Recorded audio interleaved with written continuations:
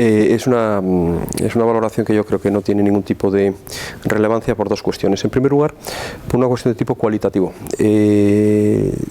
La propiedad intelectual es mucho más rica que un índice de un Producto Interior Bruto.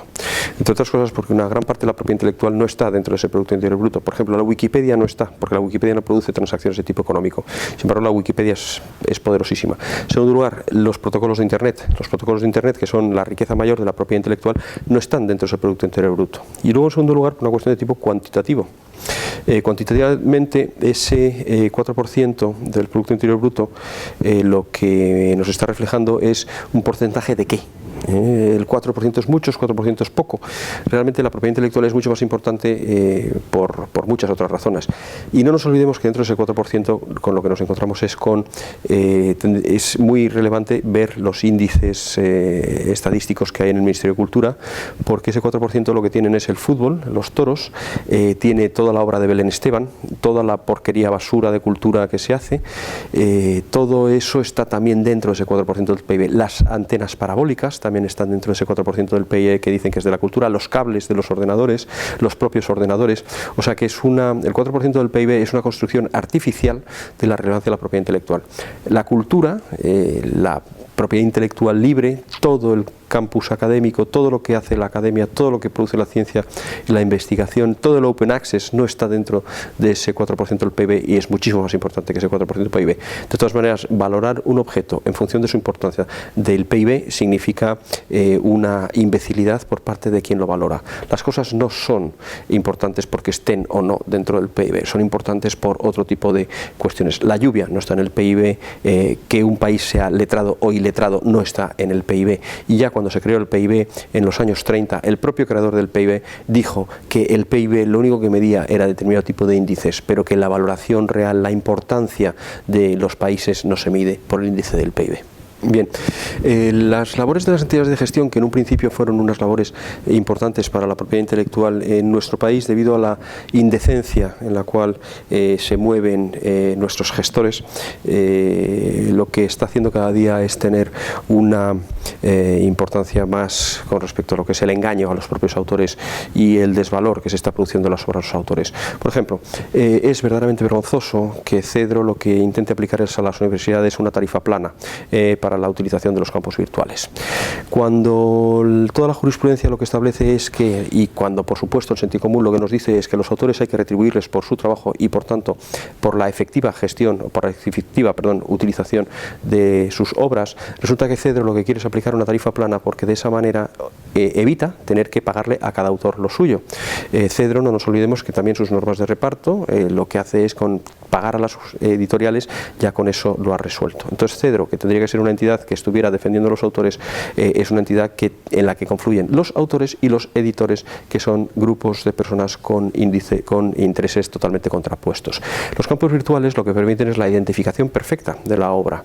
Esta obra, por tanto, si se utiliza una obra y la universidad tiene que pagar por esa obra, lo justo es que esa obra luego se pagara al autor y al editor de esa obra. Sin embargo, desde la imposición de una tarifa plana, lo que Cedro hace es pasa a manejar el bote que obtiene con esas tarifas que impone a las universidades, pasa a manejarlo como le apetece realmente y por tanto nunca jamás puede llevar a cabo un reparto de justicia. Los supuestos en los cuales lo reparte son supuestos totalmente oscuros y dependen de unas estadísticas que pide la Junta Directiva, y que es la Junta Directiva la que decide cuándo tiene que pedir otras nuevas estadísticas, y es unas estadísticas que son totalmente desconocidas y totalmente oscuras. El procomún es un concepto de aquellos bienes que son de todos y que no son de nadie, y que se instituyen como un tercer grupo junto con los bienes públicos y los bienes privados.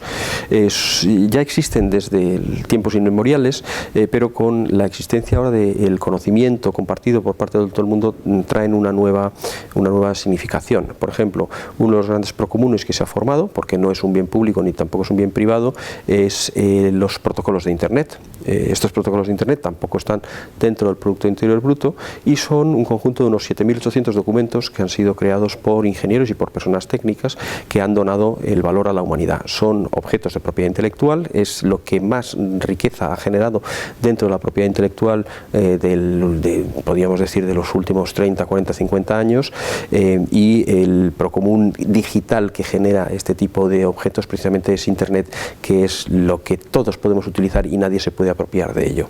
El procomún es de todos y es de nadie porque todos tienen acceso a estos bienes y nadie puede excluir a los demás de su utilización. La propiedad intelectual actualmente tiene dos sistemas de protección. El primer sistema es el que lleva a cabo la industria de los contenidos, que es una protección en la cual lo que les interesa es no tener ningún tipo de uso que se les escape. Es una protección que es la que hacemos con las casas, por ejemplo, con los objetos materiales. Le ponemos rejas, le ponemos verjas, le ponemos alarmas, ponemos un perro que ladre y que muerda a quien quiere entrar en ellas. Y luego existe otro tipo de protección también de obras intelectuales, que es la protección se produce mediante compartir esas obras intelectuales. Y esto, por ejemplo, se realiza en, por ejemplo, pues la defensa de idiomas minoritarios, pero es un sistema también de gestión del conocimiento y es un sistema de riqueza que ya lo practican tradicionalmente todos los estados, como por ejemplo lo practica el Estado español con el Instituto Cervantes, lo practica Alemania con el Instituto Goethe, lo practica Francia con la Alliance Française y luego pues lo practica el Reino Unido con la British Council y lo practica Italia con el Liceo Italiano, simplemente por poner unos ejemplos. En este caso, la riqueza de esa propiedad intelectual y esa propiedad intelectual se protege mediante la utilización compartida.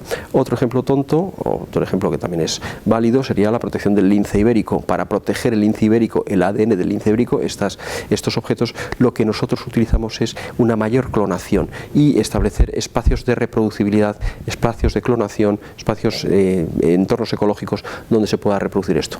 Por tanto, dentro de la propiedad intelectual tenemos dos modelos. El modelo apropiativo, que pertenece a unos pocos, que es el modelo del entretenimiento, el modelo del circo, y el modelo del PAN, que es el modelo de la academia, donde lo que interesa es una mayor proyección a través del compartir cuanto más el conocimiento, y es el modelo que nos permite, por ejemplo, pues llegar a soluciones tales como la cura del cáncer. El primero nos entretiene mucho y genera productos tales como Rambo 8, y el segundo lo que nos hace es nos educa como sociedad, nos enriquece como academia, nos enriquece como personas humanas y lo que nos permite precisamente es el desarrollo personal a través de lo que es el conocimiento. Los sistemas de acreditación tienen un gravísimo problema actualmente y es que se basan en una serie de métricas que no nos valen. No nos valen. Yo creo que son unas métricas que habría que modificarlas. Y el ejemplo más clásico que podemos citar es que el filósofo Wittgenstein o, por ejemplo, Newton no podrían ser actualmente profesores de la Academia Española, no podrían acreditar. Pero es que tampoco, por ejemplo, podría hacerlo Saskia Sassen, que es Premio Príncipe de Asturias. Que un Premio Príncipe de Asturias, por los sistemas de acreditación de nuestro país, no pueda acreditarse porque solamente escribe libros y no escribe artículos, nos tendría que hacer que pensar.